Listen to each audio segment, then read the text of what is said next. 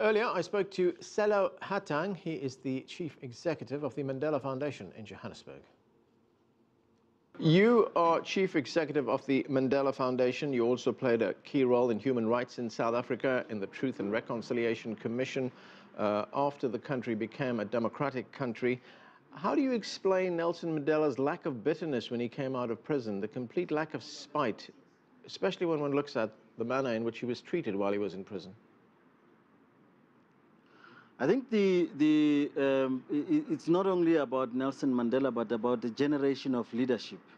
This is the generation of leadership whose values, I think, are based on three pillars.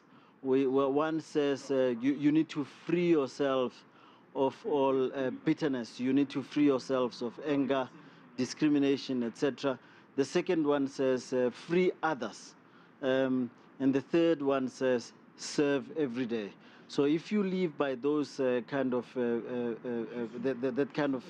moral base, you are bound to then be strong in terms of ensuring that you don't let your bitterness then eat you when you should be freeing yourself of that.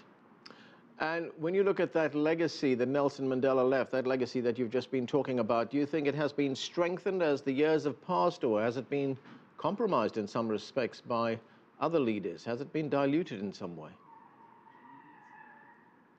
I think it's only fair to say that one of the things that we always dealing with is legacies are supposed to withstand the passing of the leader.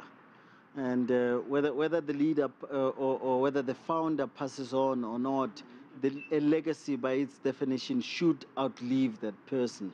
And I think the test of this legacy, whether it's something that we can then live with for a long time to come, will still come, because we then have to make sure that we create a space for those values to thrive. We need to deal with issues of inequality, for example, that you deal effectively with inequality, poverty, and deprivation.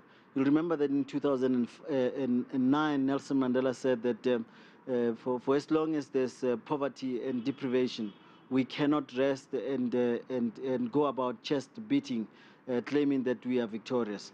For as long as there's a child who goes out who can't read and write, we cannot claim that we are free. What was the impression that he made on you? I think for me, he epitomized someone who you walked into a room with Nelson Mandela and you feel the greatness of the man, but he made you feel that you were greater.